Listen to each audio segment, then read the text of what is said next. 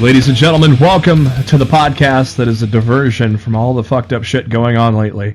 It's Lost in the Midcard. Welcome to our Hell in a Cell preview show. Hell in a Cell just around the corner this Sunday on the WWE Network. It is NXT taping night, and oh boy, we got some goodies for you. We got one spoiler that's not really a spoiler anymore because Triple H let the cat out of the bag, and it is major. We'll lead off with that in a minute. And after we do our predictions for Hell in a Cell, we'll tell you to turn it off, and we'll do what we have been doing and cover the NXT spoilers. Let you know 3 of the major matches that are already confirmed.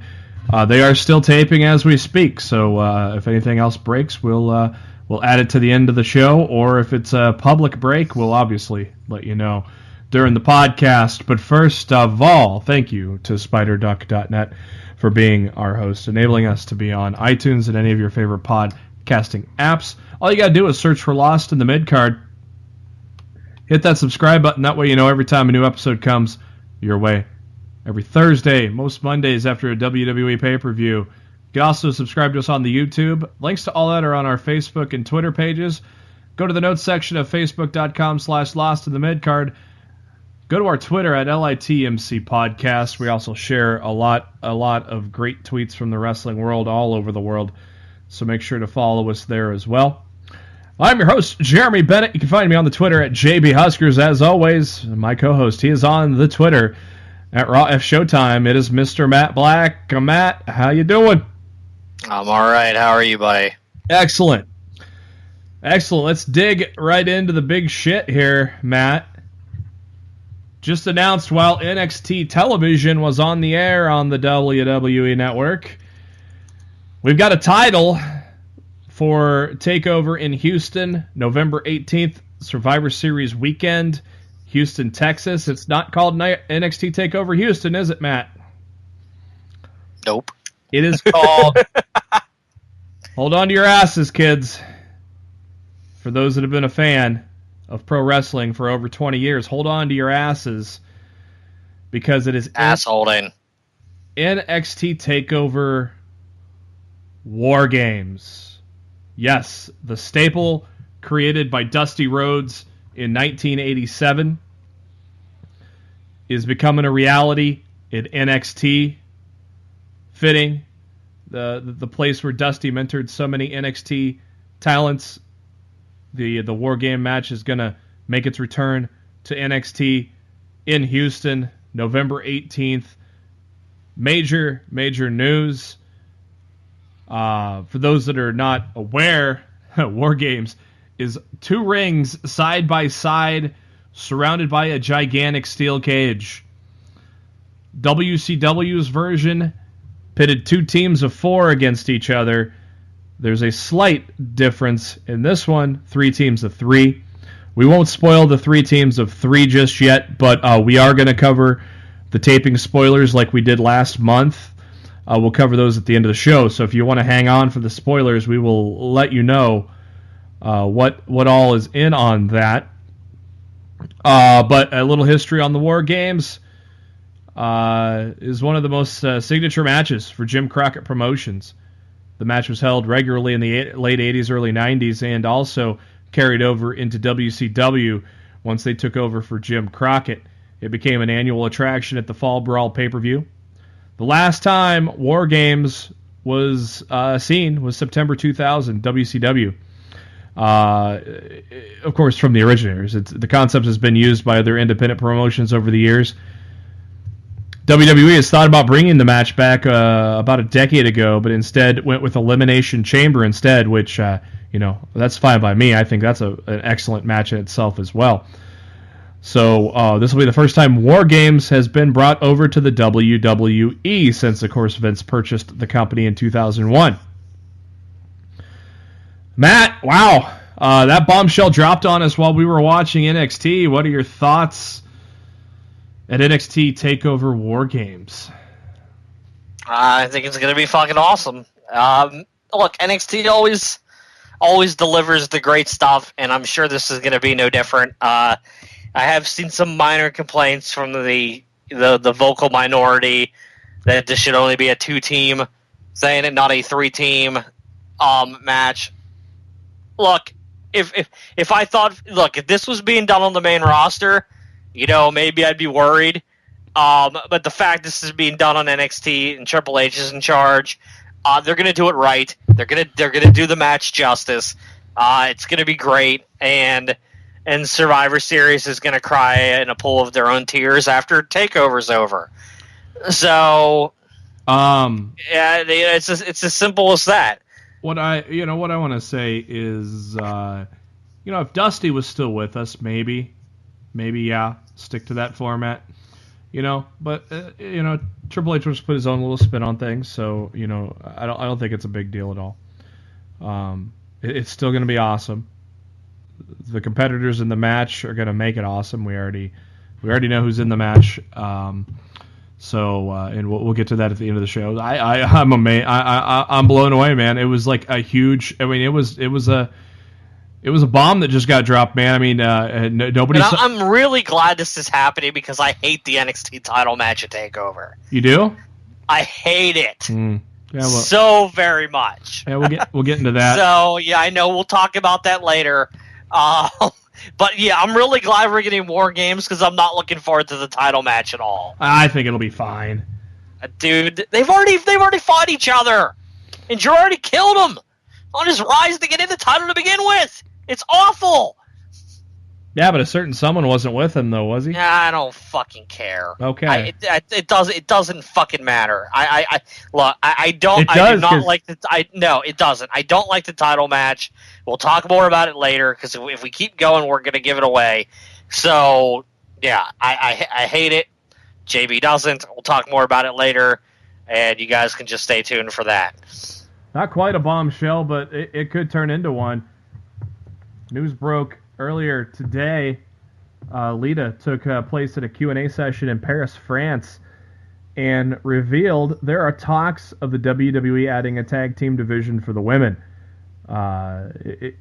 If you are not aware of history, this is not the first time there's been a tag team division for women, as WWE debuted the women's tag team titles in 1983. They deactivated them in 89. There weren't that many title reigns. Only 5 different title reigns ever took place in those 6 years. So you know the belts were not changed hands too much. Probably just wasn't used, so they decided to drop it. The roster wasn't big enough. That too. Most recently, Impact Wrestling created a Knockouts tag division. It only lasted 4 years. Your first champions there were Sarita and Taylor Wilde. Matt, with all the firsts that have come down over the past year with the women, Money in the Bank, Hell in a Cell, God, I hope Royal Rumble. That'd be cool. And you got the Mae Young Classic on top of all that. I think a tag team expansion, especially with the talent that you've got with the Mae Young Classic, I think a tag team expansion is good. Though SmackDown books every woman well, you know every woman exists in SmackDown. This could help the Raw women that you don't realize still exist. What do you think about adding tag titles to the stable? It's funny that this news came out today, because I actually tweeted it on Monday night that I felt the WWE needed to introduce women's tag titles that went back and forth between Raw and SmackDown. Yeah. That way you get the whole division involved. You don't need 2 sets of tag titles, but I feel like they could have 1 set of tag champs that goes back and forth between Raw and SmackDown. The Cruiserweights already go back and forth between Monday and Tuesday every week anyway. 2 women that hold those straps could go back and forth as well. So I feel like that's definitely something that should be done, and I welcome it. I do find it funny that I asked for this 48 hours ago, and now it's being talked about. But yeah, I think this would be a great thing for the women's division of WWE, and I really hope that it happens. People listen to us, Matt.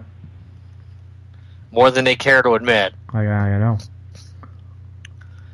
I think a good, depending on when they debut, I think when they debut and when the titles debut, I think if there is enough buffer in between, I think the iconic duo of Billie Kay and Peyton Royce would make a good first tag team, because they're the perfect pair right now in NXT or WWE for women. Matt, who would you crown as the first women's tag champs of this era? I put the tag titles on Sasha and Bayley. Mm-hmm. I have them hold them till close to WrestleMania. I have them drop them to a heel team. I have Bayley take the pinfall. I have Sasha have a fit because Bayley cost her in her mind, another championship, and turn Sasha heel so we can get Sasha versus Bayley at WrestleMania. There you go. So that's what I would do, and I think that's what they should do.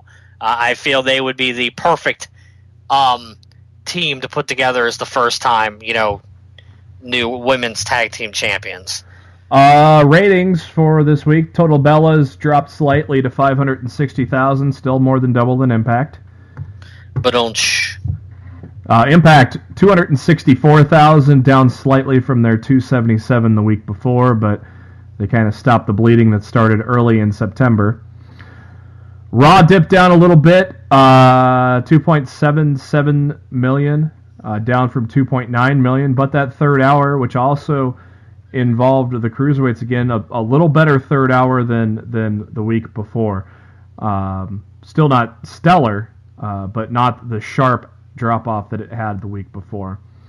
SmackDown did take a dive. We'll get into it, but I think Raw trumped SmackDown greatly this week anyways. SmackDown go-home show for Hell in a Cell down over 200,000 people to 2.3 million.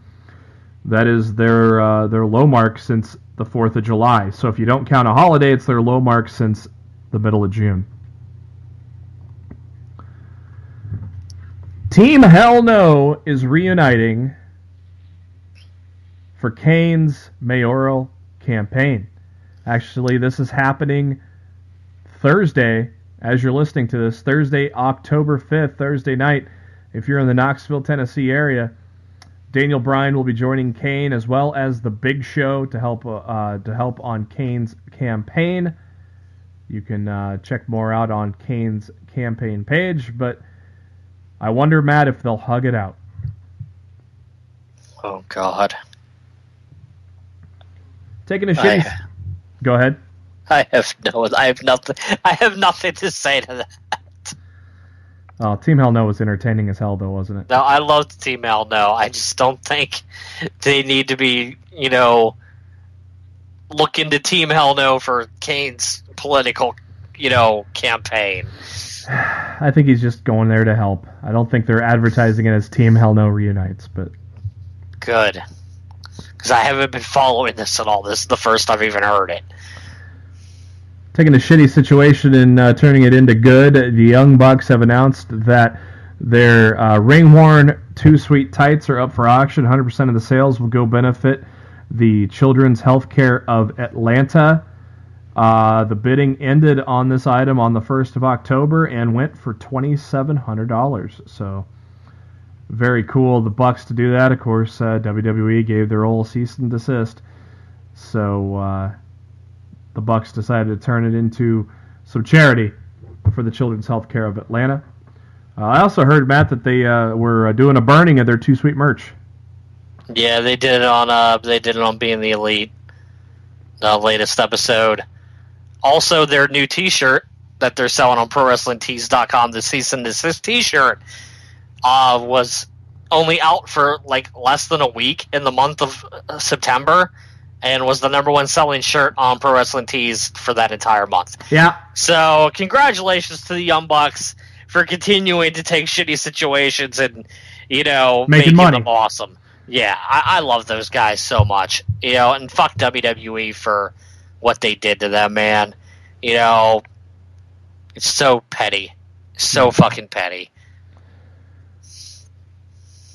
There was talk of the WWE Network adding WCW Thunder to the network, but WWE has put the brakes on that for now. A lot of people are speculating, including Mike Johnson at PW Insider, that it's due to the ongoing legal issues with Buff Bagwell and Scott Levy, a.k.a. Raven, suing the company for not paying royalties. Well, that was on September 29th. I was going to say, didn't they just drop that recently? Yes, yesterday. Yeah. And yesterday, an update on that. Scott Levy and Buff Bagwell dropped their lawsuit. So if was there any reasoning behind dropping it? Like, I didn't read anything further into it other than the headline. Like, did they give a reason why they just all of a sudden decided to give up, or like what the hell? No. They just said they'll no longer be pursuing. That's weird. Yeah. They got paid off. Yep. It's the only thing that makes sense. They got hush money, brother. Day ends and why, and more people leave Global Force Wrestling. Two guys there shut out the lights, brother. Two more guys. It seems like a weekly series. If we were a high budget show, we'd probably have some theme music for the this week and goodbye from Global Force Wrestling. Robbie E. of the Bromans and also Eddie Kingston of the DCC both announced that they are gone from Global Force Wrestling. Robbie E. spent 7 years there, two-time tag champions with Jesse Goddard, as well as a couple other titles with the company. Eddie Kingston was only there for a cup of coffee with the DCC. When Anthem purchased the company, he was kind of not really used. So once the DCC broke up in February, Kingston was there for the Gauntlet for the Gold, where Eli Drake become your champion. But that was the only time after the DCC broke up that Kingston was used. And so, yes, that just I think just in the past month alone, him, Robbie E., Low Key, Davey Richards. Matt, what was that? What was that you were saying? Last one there? Yeah, last one there. Turn out the lights, brother. And this weekend, you got to be so fucking stupid. Maybe somebody kicks some sense into you. NXT live event, Tampa, Florida. Fan decided to hit the ring during the Undisputed Era against Heavy Machinery and Cassius Ohno. Fucking idiot. Only for the fan to be drilled with a nice roundhouse kick from Kyle O'Reilly before. I really wish someone would have got this on tape. Oh, yeah. Somebody got on tape. I really wish I could have seen this idiot fan get drilled.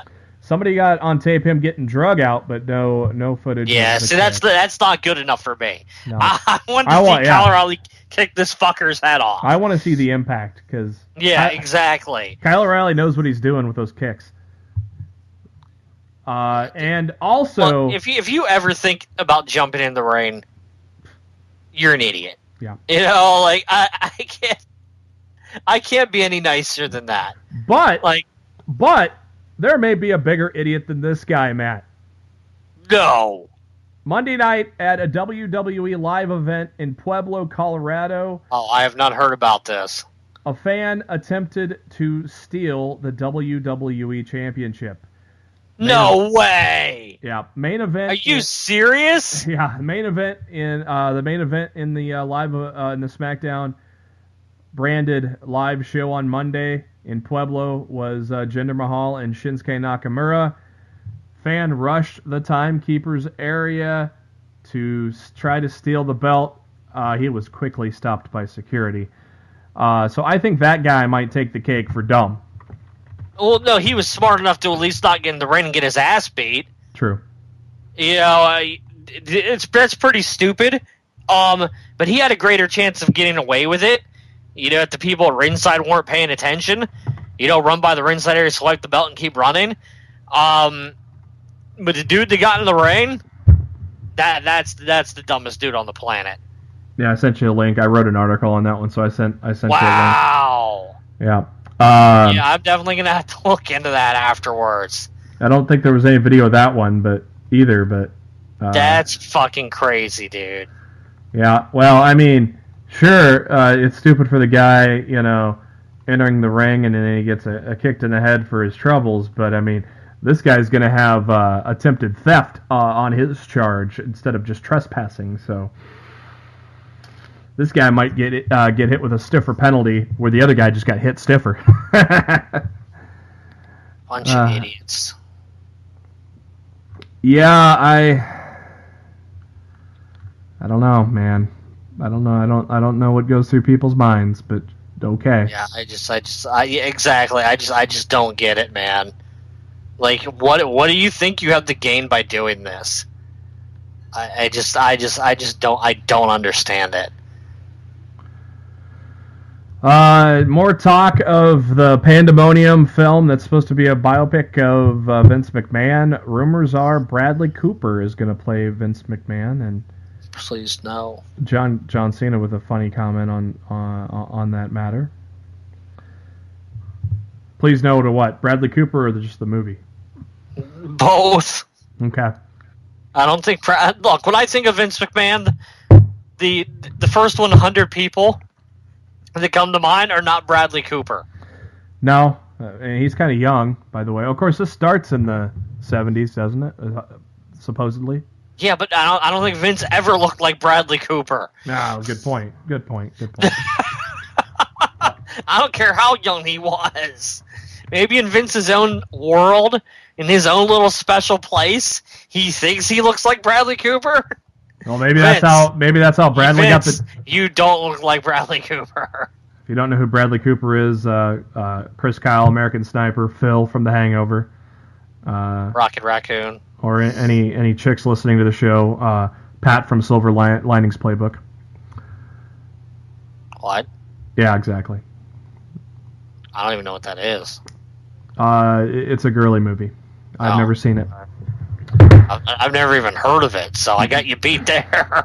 Good job. I applaud you, sir. Matt, did this cross the line or not?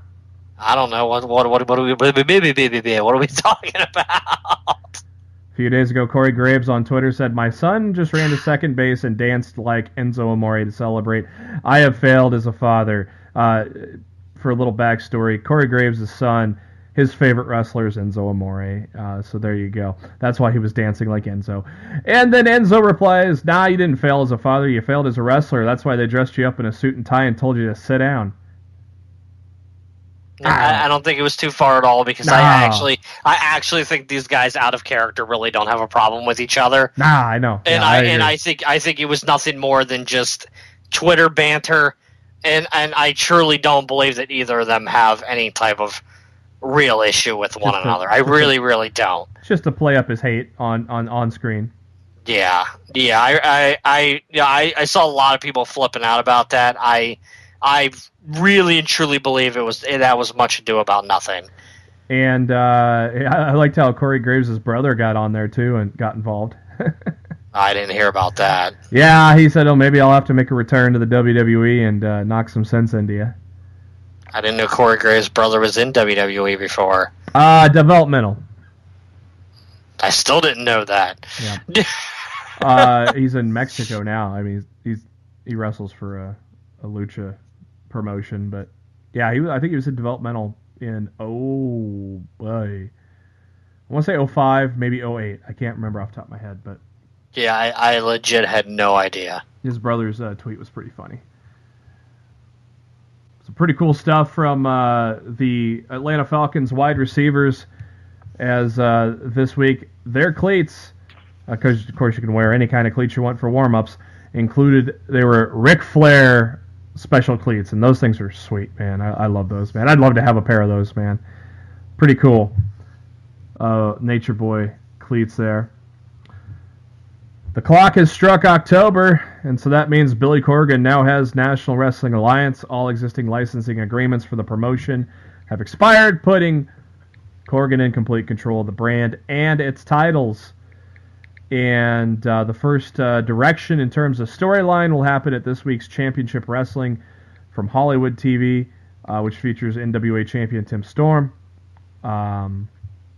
This will air on CWH-TV, and I don't know if that's on like a Fight Network or something like that, or High Spots. I'm not 100% sure on that.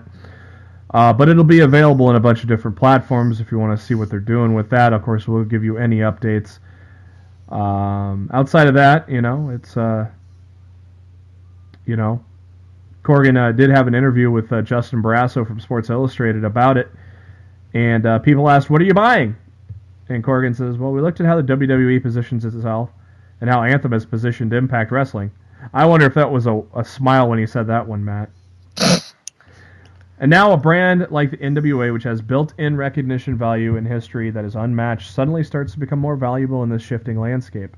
Maybe we're not so crazy for buying these three letters at all.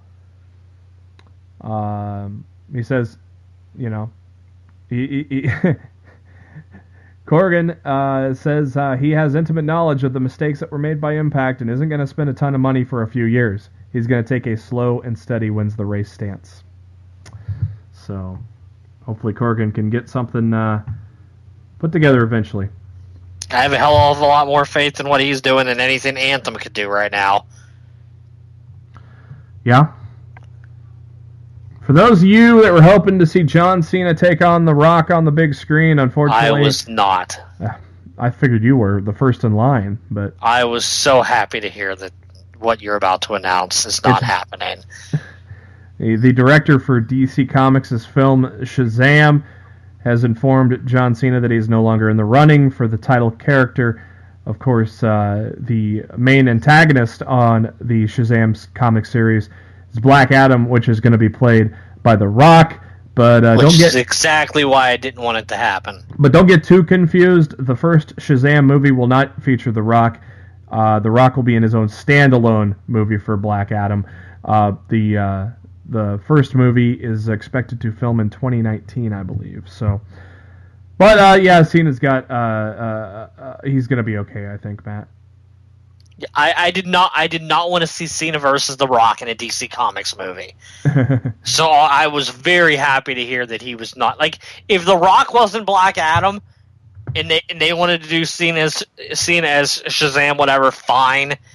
But The Rock already being Black Adam, I don't want to see Rock versus John Cena in a superhero movie.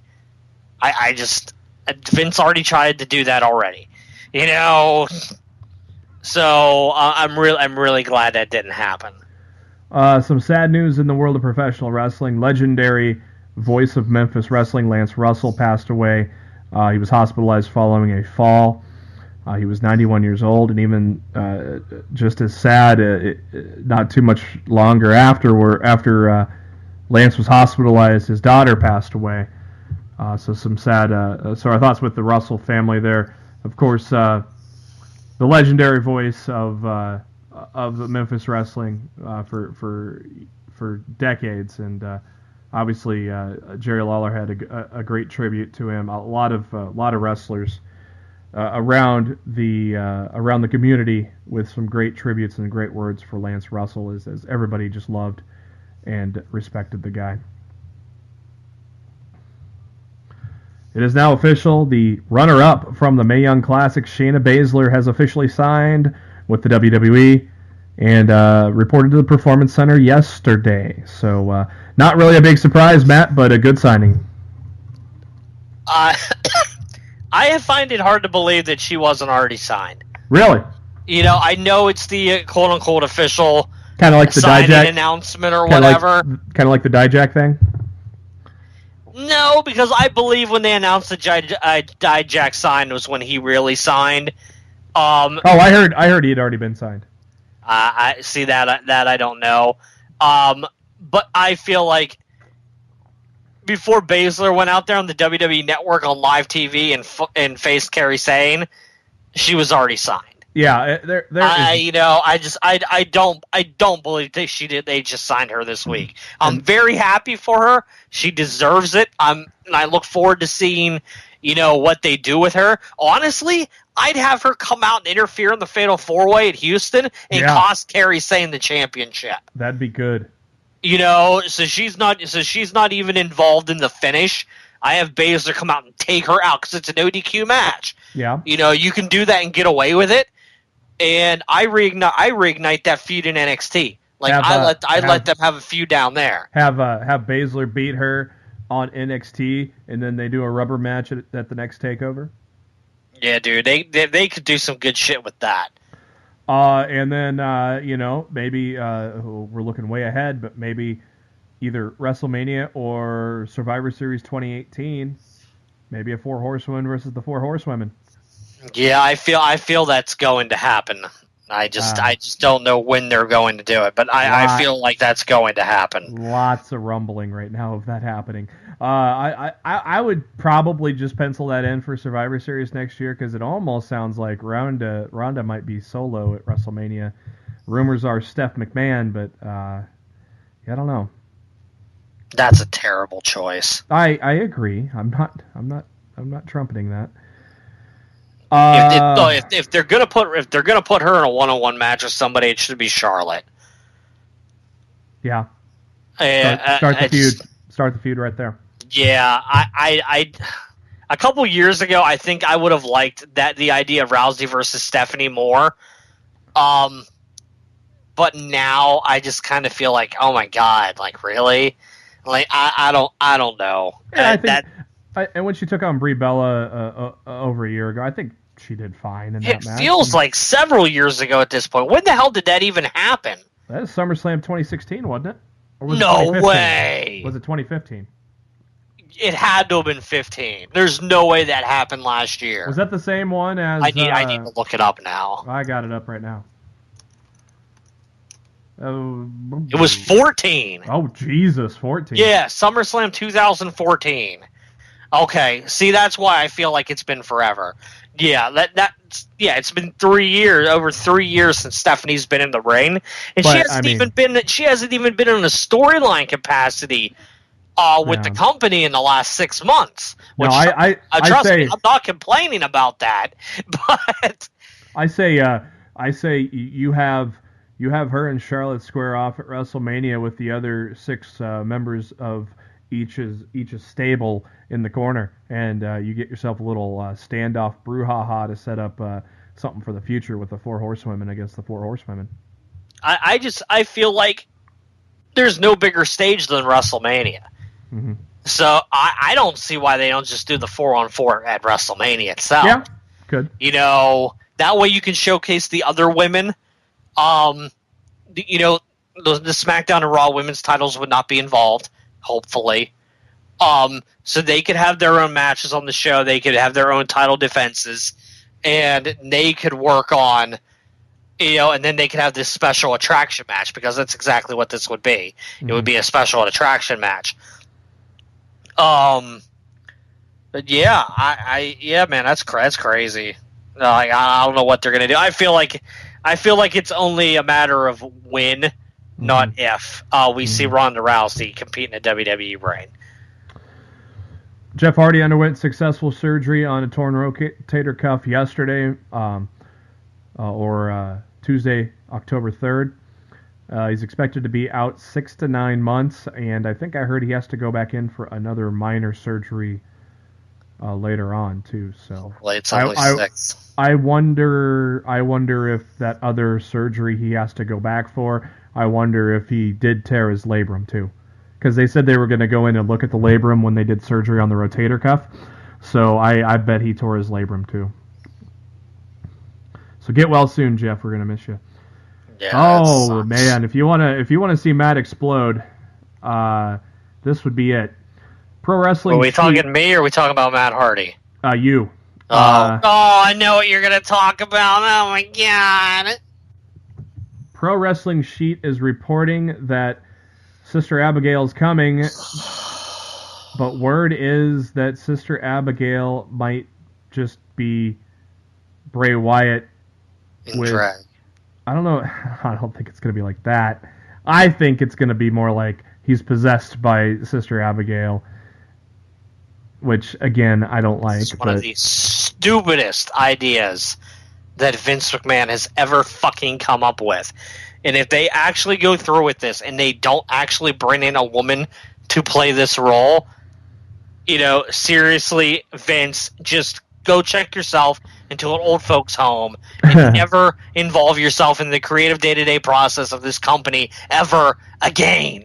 Yeah, that should the old folks home probably should have happened a long time ago. Well, we all know that, but clearly he's clinging to his company. A lot of speculation was it could be Paige. Do you like that idea? Well, I know you like it better, but no, it can't be anybody we already know. Yeah, it can't be. Why don't they just bring in Bray's sister, his legit sister, and let her do it? Isn't she down in the Performance Center right now? I don't know on that one. Let me look. I think she is.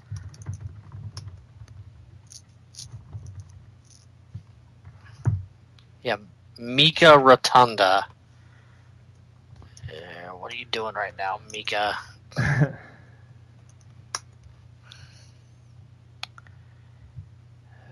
Blah, blah. Where's Wikipedia when you need it?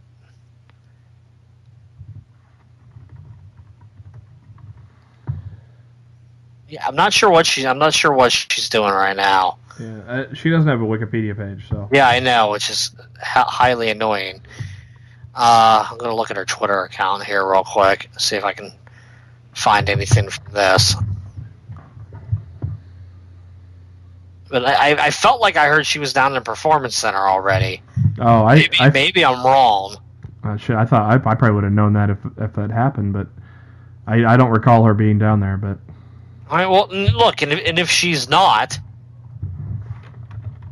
why the hell not? Why the hell not? Legitimately Bray Wyatt's sister. I mean, that would kind of work, right? I don't see any reason why they have to freaking put Bray Wyatt in drag and call him Sister Abigail. It's just one of the worst ideas I've ever heard in my life. Yeah, I don't think they're putting him in drag. But... Well, dude, if this is a Vince McMahon idea, you damn well know they're going to put him in a dress. Good point. Vince McMahon. It'll be funny, pal. That fat guy and the girl wearing a dress. He's got a beard too. Yes. Bearded lady. I'm funny. Yeah, it'd be awful, and you know it. You know that's what Vince is gonna do. So yeah, I hope they just bring in Bray's sister and let her play the role.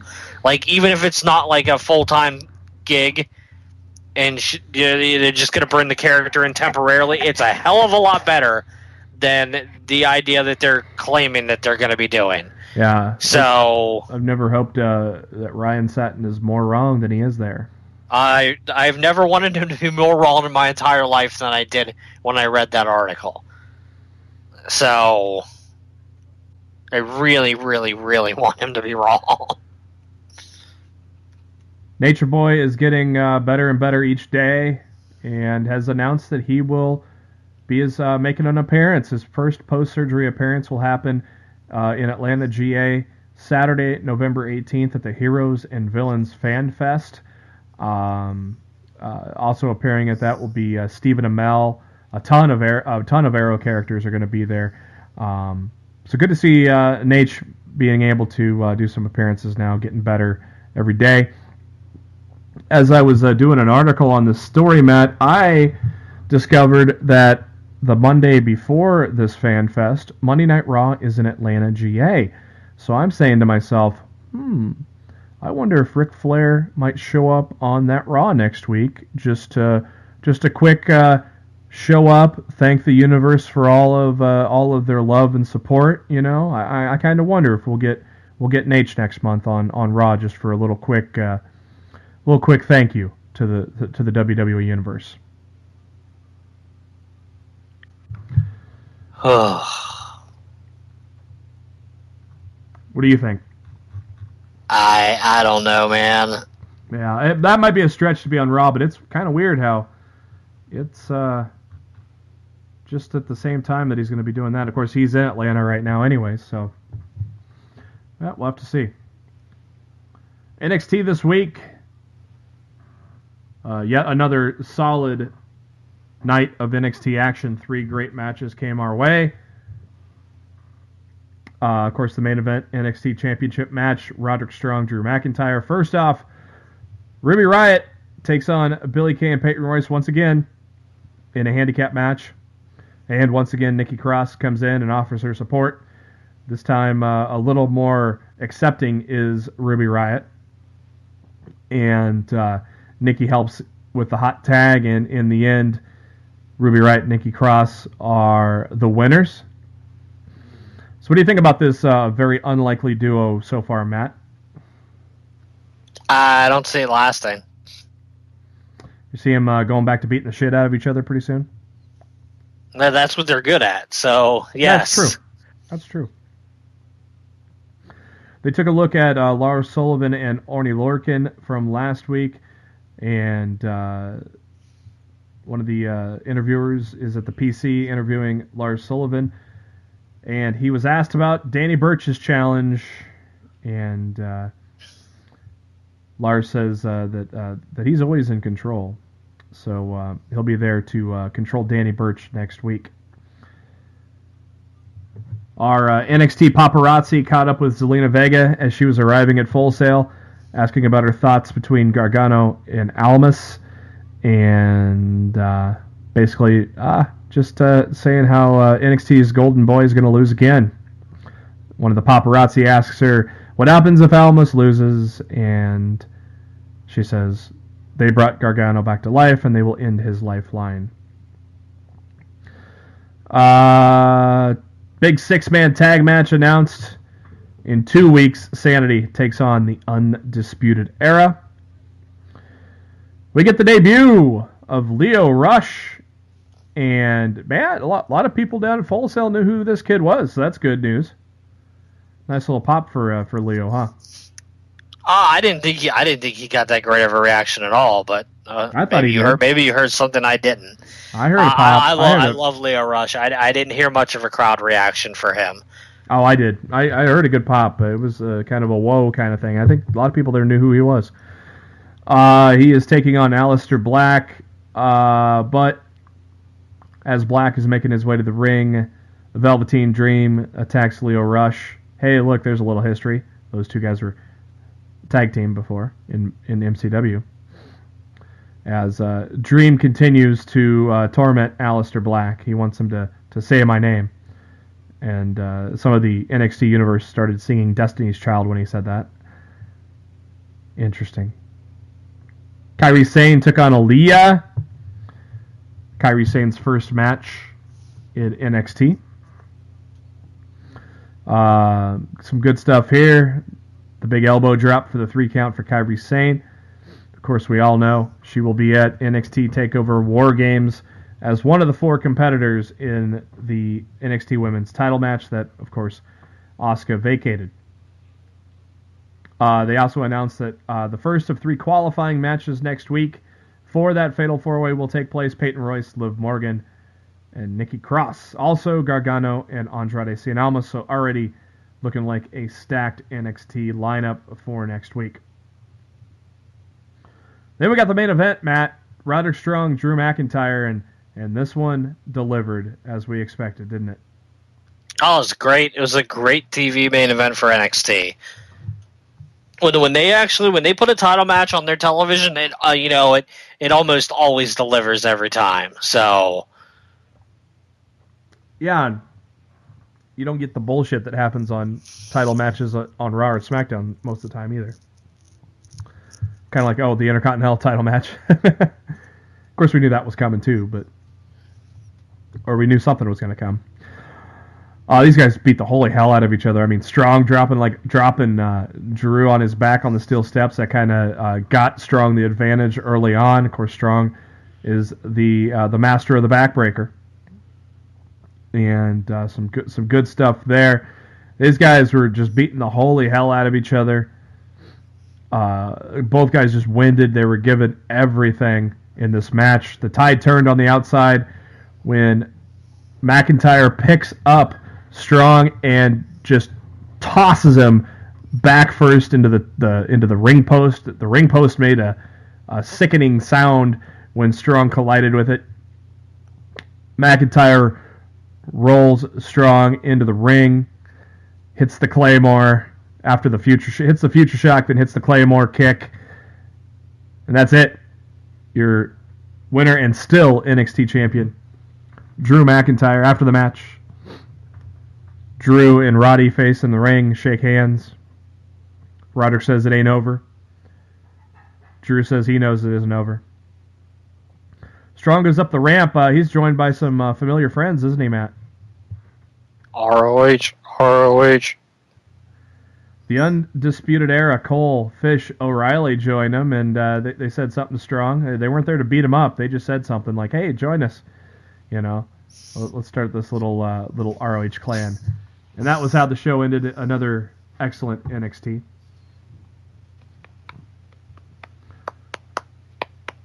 Monday Night Raw taking place in Denver, Colorado. Actually, they're in Denver for both Raw and SmackDown. So both shows start off with everybody on the stage paying tribute to those that lost their life and were injured in the Las Vegas shooting. So both shows started off with that. I heard NXT tapings also started off with that as well. No Michael Cole. He was his son got married, right? Yeah, I think something like that. So Tom Phillips joins Booker and Corey as we kick off Monday Night Raw. Seth Rollins, Braun Strowman. I think I said this to you on Twitter, Matt. Is Seth taller than we think, or is Braun not as tall as we think? I know Vince likes to, do the camera on the big guys, so didn't seem like there was a gigantic height difference between, as much as I thought there would be between Strowman and Seth Rollins is only built at 6'1". I think he's probably taller. I bet, yeah. Strowman's built at 6'8". Okay. So it's only a 7-inch difference. Okay, maybe I thought they were building Strowman taller. What'd you think of Rollins and Strowman? I thought it was good. I thought it was kind of dumb to put them against each other to begin with, but I thought the match was really good, and it really shows the versatility of Braun. Yeah. That he can work different styles with different guys. Big show. Depending on who. Yeah, exactly. Like depending on who he's in the ring with, he can work with anybody. And it just continues to show you why this dude is a star, and the guy should be the fucking champ right now. But Vince is a fucking idiot. So. Yeah. Yeah, I love that blockbuster that Seth did on Strowman. That looked impressive as hell on a guy like Strowman. After the blockbuster, Rollins with a couple of kicks, his patented side kicks.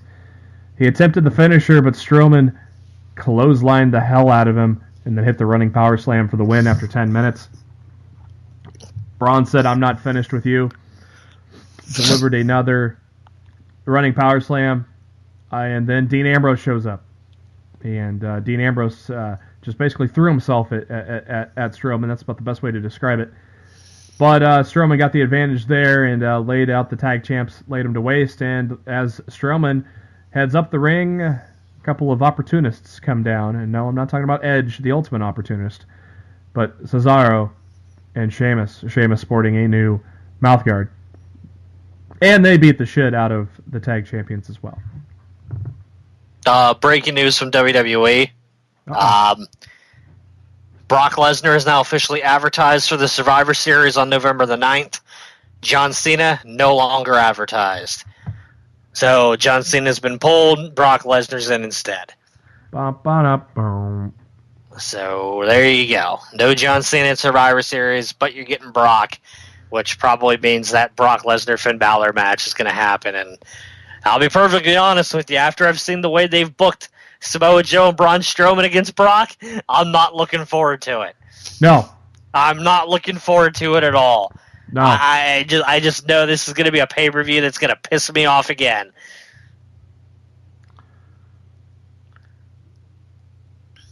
Mickie James shown walking backstage, and Alicia Fox and Emma were laughing at Mickie. Told her she had some gifts in her locker room, and there was a box of Depends and a walker. This segment was so dumb. Vince McMahon humor at its best, right? Yeah, because you didn't treat Mickie bad enough the last time she was there. Yeah, Piggy James. Need I say more? Exactly. That's what I'm talking about. Like, Vince is such a fucking dickhead.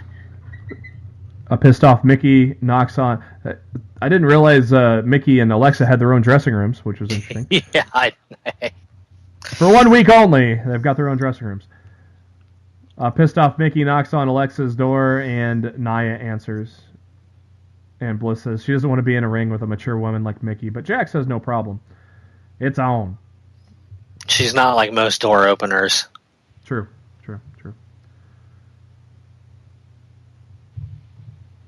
Who wants to walk with Elias? Just you. Yeah, I do. Elias took on Titus O'Neil, lasted about 3 minutes. Titus worldwide. Mickie James, Nia Jax. What'd you think of these two ladies here, Matt? I thought it was a great match. Like I've said on this show over the past several weeks, I think Nia's getting better every time she steps into the ring. And I thought she had another really good match on Monday with Mickie. And for once, this felt like NXT booking. Because everybody at the end of the match came out protected and stronger because of it. Mm-hmm. Nia had a great match. You know, Mickie looked like she was about to get the win, but Bliss broke it up, so Nia didn't have to take the loss. You know, Mickie didn't take a loss. Yeah, Mickie didn't lose. She got her heat, on Bliss, sending Bliss running. Like, this was probably one of the best booked finishes to a women's match on Raw that I couldn't even tell you when. So, yeah, I really enjoyed the finish here. Yeah, I just wish they were booking Mickie like they were when she first came back, and instead of... Well, they haven't used her for shit since she's been on Raw. Nope. Like, this is the first time they've done anything with her since they moved her over with the shake-up. Yep. They replayed Enzo getting beat up last week on Raw, and then they showed after Raw went off the air when Strowman came out and hit Enzo with a couple of running power slams, and then told the Cruiserweights to have at it. Renee Young tried to interview Enzo. He just stood there and didn't say a word. That was really weird, right? Best Enzo interview ever, right? You know damn well that's not true. I know. He was great on Monday again, by the way. Yeah. We'll get to that. Dude, I cannot believe the Cruiserweights closed Raw 2 weeks in a row. I can't believe it, JB. But the main event. The main event is always the end of hour 2. So look, you can say what you want, but the fact that the Cruiserweights had to close the segment of Raw 2 weeks in a row, that's a big deal. Mickie James walking backstage. Charlie Caruso looking like a goth Colonel Sanders. I don't know what that was, but KFC. Yes. That's about the best description I had for what Charlie Caruso was wearing. Interviewed Mickie.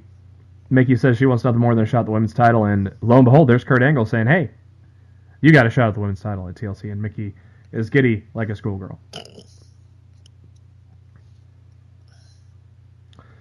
They show a video backstage earlier in the day when Gallows and Anderson were calling Matt Hardy and Jason Jordan nerds, and led to a tag match between Matt Hardy, Jason Jordan, Gallows, and Anderson. And Matt looked a little more broken tonight, didn't he? The hair. I don't know. I feel like the hair's always been like that. Nah, it hasn't always been like that. Nope. It was shaped in a different way. I don't know. It kind of looked like he got a haircut. A little broken. I think he was acting a lot more broken here. I just want the partnership with dumb Jason Jordan to be done. So, well, hey, at least the club he hinted on Twitter that it was done. Like, let me see if I can find his tweet really quick. I think it was after Raw, he put it up. Well, at least the club didn't take the JOB here. Yeah, but I wish it was fucking Jason Jordan taking the damn pinfall instead of Matt. Yeah, but every time Matt loses, we think he'll get more broken, so that's a bonus, right? I didn't like the fact that he had to freaking be the job there. Yeah, he tweeted, "Brother Jordan will be fine on his own. They have told me to walk my own path without Nero. I must." So I'm hoping that reference means that he will be, doing his own thing going forward. So I really, really hope so. This dude deserves his chance to shine. Without Jeff being there, and this is his only opportunity to have a shot at pulling this off is when Jeff isn't there and Vince isn't automatically feeling like he's the guy that has to be booked. So yeah, I mean, because look who was in the IC title match and all that. So yeah, and he'll have plenty of time. And don't get me wrong, I love Jeff. Oh yeah, but Matt has more than proven over the last year and a half to 2 years that he could have a great singles run in WWE if they gave him a chance. Just like WWE never gave Bully a real chance, they need to give Matt a real freaking chance. Yeah. Give him a chance, too, while you're at it. Well, they have been. I know. Bring back her old music, too. I don't hate her new music as much as everybody else does. I don't think it's, amazing or anything, but I don't think it's terrible either. It's October, so it is Breast Cancer Awareness Month. They did what they usually do with the title presentation in the ring with some breast cancer survivors and Dana Warrior as well. A Ultimate Warrior themed shirt in celebration of breast cancer awareness called Unleash Your Warrior is also out there as well. Miz and the Miztourage doing the Shield entrance, coming in through the crowd. And this is when I was 125% positive that the Shield's coming back. Yeah, exactly. I thought Reigns and Miz was spectacular for the time we got. I thought it was a great match. Yeah, it was great. And Roman beating the ever-living shit out of Axel and Bo was pretty damn great, too. That's how you even up the numbers, don't you? Oh, yeah, I do. I'm so happy about the Shield getting back together. Yeah. And this is the smartest thing they could have done for Roman. Yep. Going forward, putting him back together with the boys. Yep. And let them have the face run that they never truly got to have. Yep. This could be huge for Roman's career, going forward. So, yeah, we'll get to that mark out moment of probably of the year at the end of the show. But first, Roman Reigns all set for the win to take the IC belt away from the Miz. Some great near falls, by the way, in this match too. And they even, Miz kicks out of a Superman punch. Roman kicked out of a skull crushing finale. Good spots there all around. It looked like Reigns was setting up for the spear, but a couple of guys showed up and pulled Reigns out of the ring. It was Cesaro and Sheamus, and yep, that's where you could easily put 2 and 2 together, huh, Matt? Yeah, just a little bit. And look, when they set up things that I expect them to do and they actually follow through with it, I don't have a problem with it. Look, no. If you want to book predictable TV, as long as the TV is good, I don't care sometimes if it's predictable. It's when it's predictable that you're going to give me shit and you serve me shit, it's when I have a problem with it. Yeah. Fans chanting Shield, they thought this was going to be the moment, but not quite. No. Reigns gets the shit beat out of him for the second week in a row. Last week, they did the little Shield pose after a skull-crushing finale onto a steel chair with Miz and the Miztourage. Tonight they did one better. Cesaro, Sheamus, Miz, they doing 180, head back to the ring and do the Shield's triple powerbomb on Roman Reigns. Great stuff, great segment there. Finn Balor up next. And Balor cutting a promo on Bray Wyatt, as obviously the feud is not done yet. And Bray is starting to lose it. They showed him earlier in the night, and then they showed him again in his rocking chair, saying she never lied to me. Kind of losing it. He's kind of losing it. Wyatt calls Balor a liar for saying the man created the demon. Wyatt wanted Balor to show his true face. Wyatt wanted Balor to bring the demon so Wyatt could show him what he's all about. And he ends it with, Abigail is alive and she's dying to meet you. With a little bit of effects on Bray Wyatt. And let's hope to God Ryan Satin's wrong. Like I said earlier, never in my life have I wanted this dude to be more wrong than I do right now. And even if the original reporting was correct, hopefully the fact that it got out will make Vince change his mind and go in another direction. I'll outsmart them. No, yeah, Vince, exactly. Look, if he wants to think he's outsmarting us, outsmart us, Vince. Please don't put Bray Wyatt in a dress. I'm all for Emma and Alicia Fox getting more time on Raw. Finally for Alicia. Emma's actually been featured well lately. I thought 13 minutes was a little long for the tag match with Bayley and Banks, but especially when you know who's going to win. I mean, I also like to point out that Bayley and Banks have won tag matches 2 weeks in a row. And right after that tag match is when I tweeted out about how there should be women's tag team titles. Yeah. Enzo Amore makes his entrance. Corey Graves mentioned the Twitter exchange. Enzo limping down to the ring, selling the beating he took last week. Enzo says, he's doing great, but let's get down to brass tacks. As far as the Cruiserweight division is concerned, they can go to hell. And anybody that agrees with what they did can go to hell. Enzo brags that he made 205 Live relevant. It was the main event 2 weeks in a row. No, he's not wrong. Enzo talked about how last week he took a beating and heard people chant, "You deserve it." He goes, "You're damn right, I deserve the title." And he goes, if having success is wrong, I don't want to be right. He says he's making more cheddar than all the cruiserweights put together. Bragged about how he's earned all the money and said, whoever said talk is cheap obviously never booked Enzo Amore. Great line there. I like that one. He said he's a ratings draw. And he kept on going while admitted he's hurting. Made a joke that his back's hurting from carrying the cruiserweight division on his back. Mentioned that last week he had a clause in his contract that said if any cruiserweight put their hands on him, they forfeit a title shot. Enzo says he's got another clause. If any cruiserweight puts their hands on him, they lose the title shot and they're fired. And Enzo says that means he's got no opponents.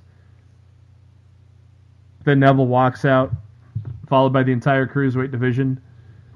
It's amazing how quickly people can become friends when there's a common foe. Remember when Neville hated everybody, but now Neville's leading the locker room, Matt. Neville loves everyone now. Like a true king of the cruiserweights. He's leading you. He's leading you. I love you. As long as I don't have to listen to your podcast, brother love, you can love whoever you want. Exactly. Enzo left the ring as some cruiserweights. Actually, it wasn't the entire cruiserweight division that was with Neville, because out of all corners of the arena were cruiserweights, and Enzo had nowhere to run but into the ring. He gets in the ring, and the entire division stands on the apron, and that's when Enzo decided to roast the entire cruiserweight division again, and God damn, it was great. He told Drew Gulak that it's good he's got a suit on. He should join Corey Graves on commentary. He told T.J. Perkins to present an ID because he doesn't want to beat up a minor. I think that was one of my favorite lines. Good stuff from Enzo, ripping on the entire Cruiserweight division. If you have not seen it yet, man, go check that last segment out. That was a lot of fun. Kurt Angle's music hits and says, based on last week, none of the Cruiserweights can challenge you for the title. And they can't hit you, or they'll be fired. But that doesn't apply to our newest member of the Cruiserweight division. A guy that should have been in the division a long time ago, Kalisto. He kicks Enzo in the gut, hits a Hurricane Rana, and then the Salida del Sol. What are your thoughts on the segment, and also Kalisto being the next one up? I was kind of disappointed it was Kalisto. Who were you hoping? I was just hoping for a debut. Yeah. My friend put Rey Mysterio into my mind. Oh, that'd have been cool. And when as soon as she said that, my mind just kind of tunnel visioned on Rey Mysterio, and when I got Kalisto instead, I was just like, Kalisto.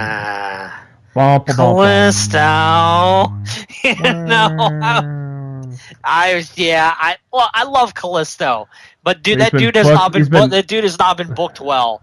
No. Since he's come up to the main roster.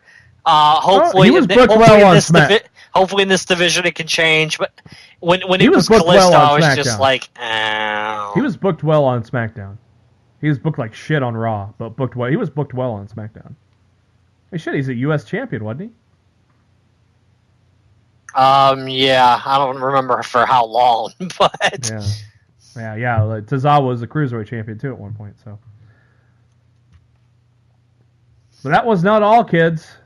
End of the show. Roman Reigns is sitting in the locker room, licking his wounds from the second attack in as many weeks that he suffered, when Dean Ambrose showed up on the screen. Reigns stood up and stared at Ambrose. Ambrose cocked his head to the side to let Roman know there's somebody else here for you. And when the camera panned out, the crowd knew.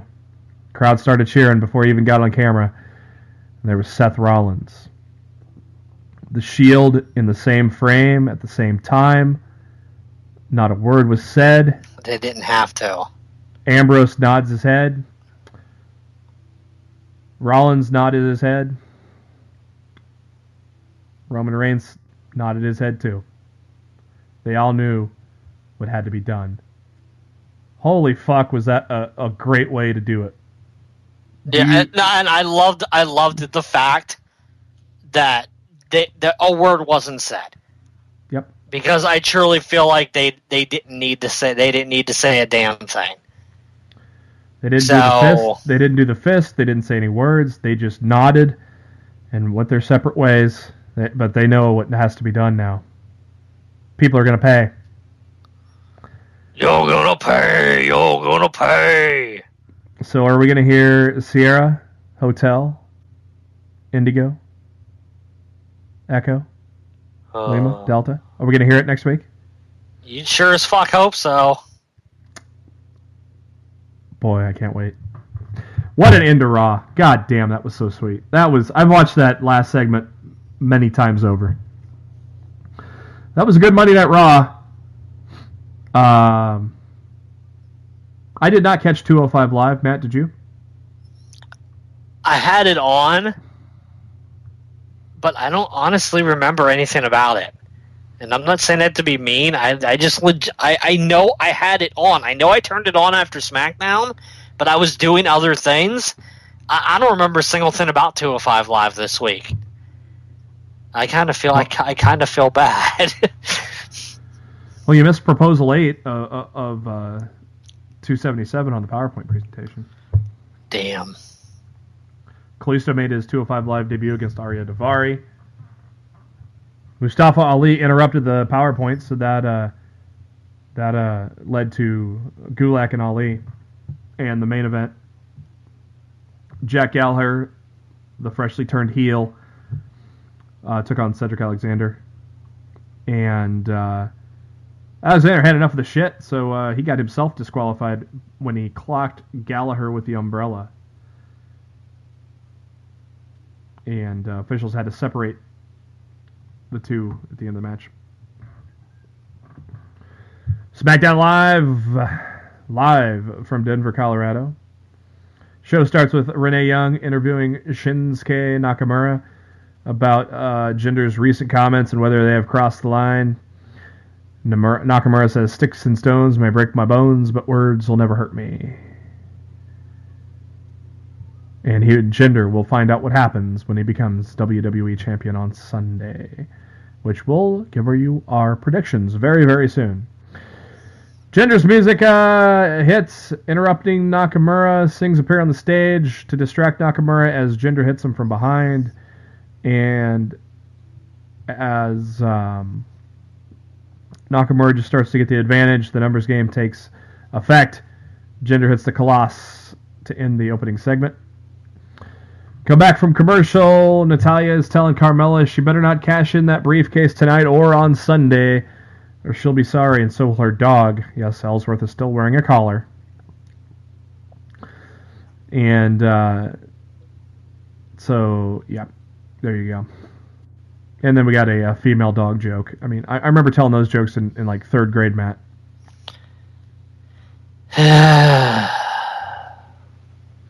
Carmella and Natalya took on Charlotte Flair, Becky Lynch, and decent little tag match with the ladies. Obviously, to keep her strong ahead of Hell in a Cell, Natalya slaps on the sharpshooter and taps out Charlotte, which makes things real interesting. If you follow WWE logic, kind of makes you wonder on what's going to happen on Sunday. They take a look back at the feud between Shane McMahon and Kevin Owens. Hey, Mike Kanellis is back. Hey, Bobby Roode beat him in a second. And Ziggler comes out to congratulate Roode on his victory. And says he's got some ideas for an entrance on Sunday. And basically just does a bunch of annoying shit. I don't know. It was the weakest of his entrances the past few weeks, right, Matt? Probably. But he just wanted to be annoying for this one. Yes. Yeah, he succeeded. He told Bobby to bring all the smoke and mirrors. He's going to bring Cody Rhodes? Oh. Cody sent a cease and desist. Yeah, he did. He should. That's what he said on Twitter. Oh, did he? That's great. Yeah, Cody said I sent a cease and desist. Dolph said he'll expose Bobby for what he is, nothing more than an entrance. Yeah, right. Bobby got on the mic and said, he says that Dolph asked him about his entrance, and Bobby said, well, it was terrible. You're doing it all wrong. You have to be glorious. Usos of the New Day had a face-to-face after the New Day was telling us how life is in the Uso Penitentiary. I know Matt has always wanted to know how life is in the Uso Penitentiary, right? No, not really. Oh, okay. Sorry. What did you think of the standoff between these guys? My eyes glaze over whenever the Usos are on the mic. I think they're awful. So okay. I didn't care. I thought the Usos did fine on this promo. I thought it was fine. I thought the standoff was fine. I mean, there was nothing left to do than get it on, which will happen on Sunday. Mahal cuts a promo and just basically saying that he'll be still the champion after Hell in a Cell. They announced kickoff show. It'll be Mojo and Ryder. The Hype Bros take on Shelton Benjamin and Chad Gable. And we will get the return of the Fashion Files on Sunday as well. About damn time we were supposed to have it yesterday. Yep. U.S. title feud. Basically, three guys have been feuding lately. Ty Dillinger took on Baron Corbin in this match here. And what did you think of this one here, Matt? I wasn't thrilled with the finish. Because that makes me believe that, AJ might be dropping the title on Sunday. So consolation prize for having him drop the briefcase. The only thing that makes me feel like he might not be winning the title is because AJ's promo on the Tron after the match sounded like something that was written for AJ specifically by Vince McMahon himself. So when I heard that, I was like, maybe he won't be dropping the title. Maybe they really fucking hate his face. So I don't know. Hey, Matt. Yes? Hey, Matt. Happy Rusev Day. It's always Happy Rusev Day. Every day is a Happy Rusev Day. Rusev's in the ring with Aiden English as advertised prior. Aiden English will take on Randy Orton here on SmackDown. And Rusev cut in a hilarious promo. He said it was supposed to be Happy Rusev Day, but you ruined it, Randy. That is okay. There will be many more Happy Rusev Days to come. For example, on Sunday when he breaks Orton at Hell in a Cell. Then the next day, and RKO interrupts. And we have a match that didn't last too long this time. After Randy Orton was on the Edge and Christian podcast saying how he was given some offense to English. It didn't really happen this match. About 2 minutes in, RKO, good night. Backstage, Sami Zayn stops Shane McMahon and is still warning him about the stuff that Kevin Owens can do when he gets like this, when he snaps. Shane goes, not only will he be locked in Hell in a Cell with Kevin Owens, Kevin will be locked in there with him. Sammy reminds Shane about the past with him and Kevin and what he's done despite their friendship, and Shane doesn't want to hear any of it. He's going to head to the ring. Shane McMahon comes out during the final segment, wants the face-to-face with Owens, but Owens does not show up. Instead, Owens shows up in the aisle. I call it the Roman Reigns aisle, or the Shield aisle. He didn't want to face-to-face with Shane, so Shane goes, okay, well, I'll bring the fight to you. And just like the dumb babyface, Shane looks the other way, where Kevin is the other way, obviously, and attacks him from behind. I always love myself a good little arena concourse battle every once in a while. It's just the setup was too obvious for my liking. Yeah. So I was just like, eh. I thought it was a good way to end rather lackluster SmackDown. Probably because it was so lackluster that made this look good. I didn't hate the final segment. Owens put Shane through a merch table. They went to commercial. When they come back, Owens is in the ring talking some shit. A beaten Shane McMahon is stumbling down the stairs, and then there's a drunk girl twerking in front of Shane McMahon. That made me laugh. Yeah. Yes, you have been turned into a GIF. Yeah, that was something. Kevin hits Shane with a pop-up powerbomb and then the famous headbutt, just like he did to his daddy Vince. And before he finally gets separated to end SmackDown. So you're on the same page as me here, Matt, where Raw was pretty damn good. SmackDown was just kind of eh. SmackDown just didn't... It seemed to lack a punch for being a go-home show.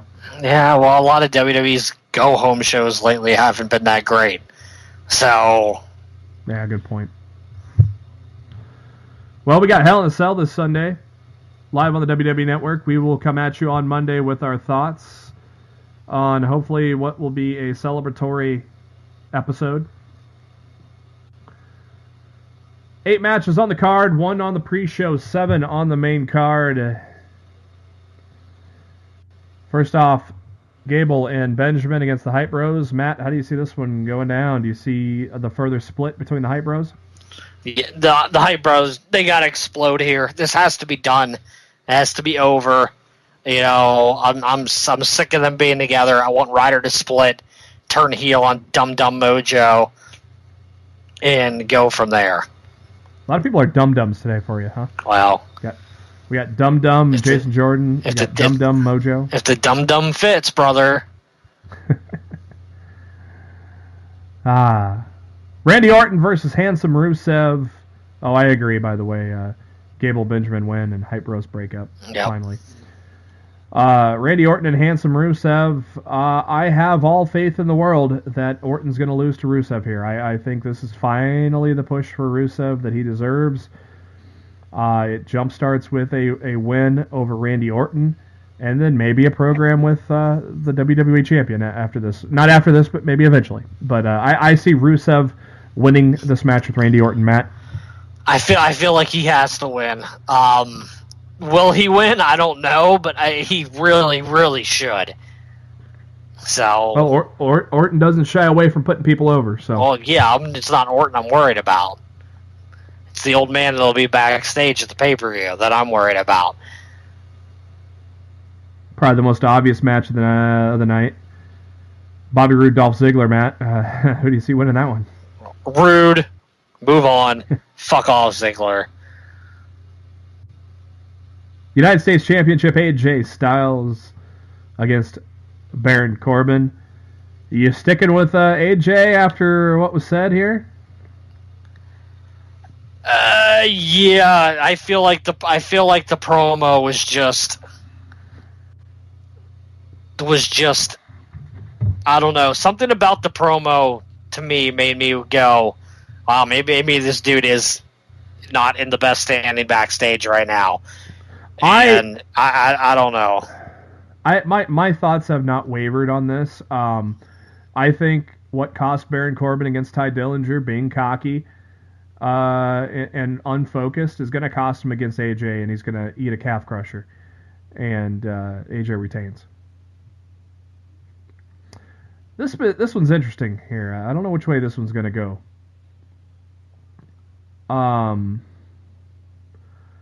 SmackDown Women's Championship, Charlotte Flair and Natalya. I think Charlotte wins and we get a cash in. Yeah, I was just gonna say if Charlotte wins, she's getting cashed in on. So I think Carmella's leaving Hell in a Cell champion.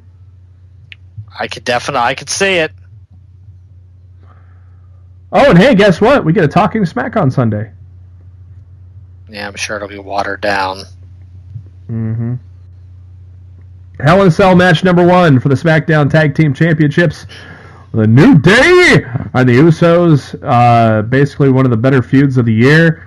They've put on some Match of the Year candidates. I mean, they put a Match of the Year candidate on a pre-show, for crying out loud. Don't see the Usos coming out here as 5-time champions. I see the New Day retaining and what will probably steal the show. I really hope the New Day retain. I don't have faith either way. Well, you did bring up that point where you thought they were going to try to make them break the Dudleys record. And New Day needs to retain. They don't need to be fucking flip-flopping. No. I picked New Day any more than they already done. I think Usos will probably feud with Breezango after this, and New Day. I don't know. Is it too soon to put Gable and Benjamin in that? Yes. God, who else is there? Tell them to bring fucking Harper and Rowan back. Yeah, good point. You haven't used the fuckers on TV in forever. WWE Championship that should be in Hell in a Cell but is not. Jinder Mahal, Shinsuke Nakamura. I fully believe Shinsuke is coming out on top here. I think Shinsuke is going to be your champion. I think Jinder is going to Raw. It's already been announced that Jinder is going to be on the tour of India with the Raw brand in December. That really doesn't have any bearing on it. They could still have him be a special guest on the Raw brand. But we've said this on the show before. We both know Vince likes Jinder, so I think Jinder's coming over to Raw. I think Shinsuke gets the title here. Matt, do you see it the same way? I want to. I just have so much. I have so little faith in Vince to do the right thing. All the booking that happened on SmackDown Tuesday tells you that Nakamura is going to win. But it's one of those I'm gonna believe it when I see it type of deals. Yeah. Like that'll be the plan up until like 5 o'clock. Exactly. Yeah. Yeah, you know exactly what I'm thinking. Apparently, this closes the show. Shane McMahon, Kevin Owens. Hell in a Cell. Is Shane going to take on Mick Foley? I think they teased it on Tuesday. I think Kevin's tossing him They off. most certainly teased that he really, really shouldn't. I think Kevin Owens beats they both beat the hell out of each other. Kevin Owens comes out on top, and he's packing his bags to Raw with Jinder. Only time will tell. How do you see the Hell in a Cell match going?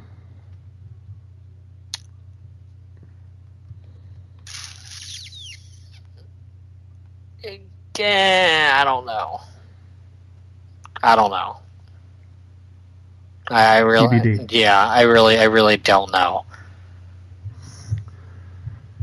Well, all right, that is it for Lost in the Midcard. For those that do not want to stick around and do not want to be spoiled by NXT, thank you for joining us. Catch us on Monday for our reaction to Hell in a Cell.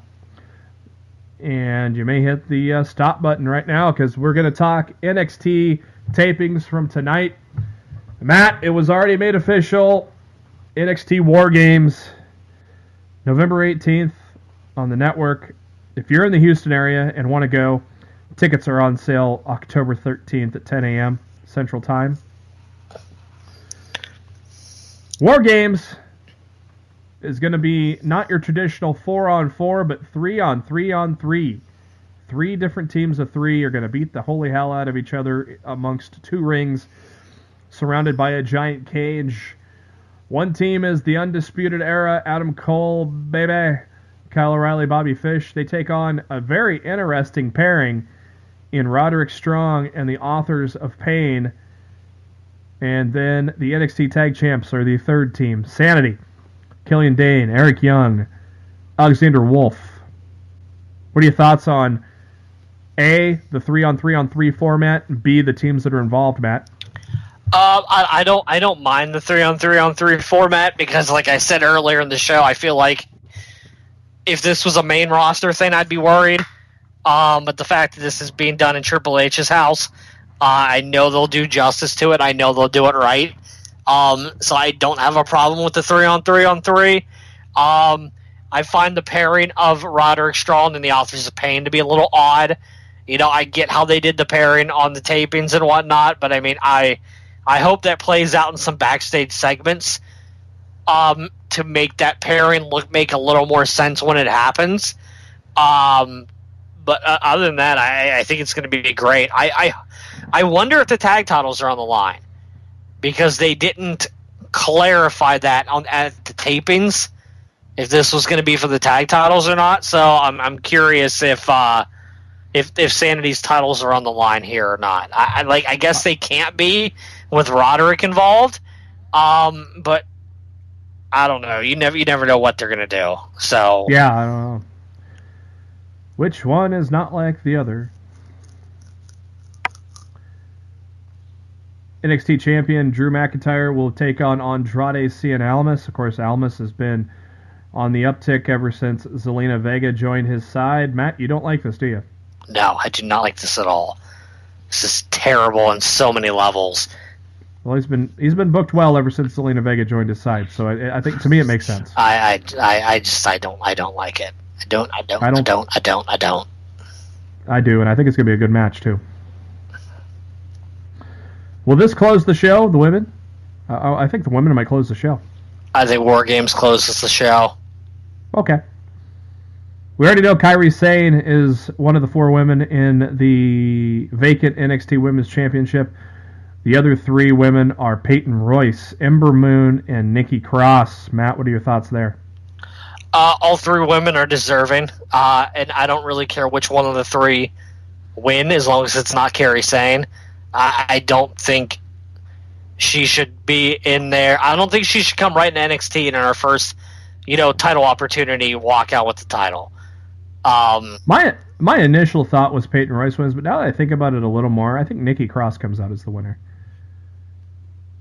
Maybe. Now that I think about it a little more, I don't think Ember will.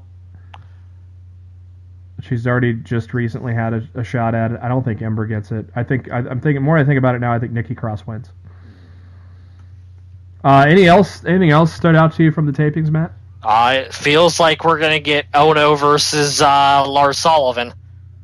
Ooh, that'll be hard hitting. I think that's gonna be fun as fuck. I think that is going to be amazing. Like I'm very much looking forward to having that go down. So,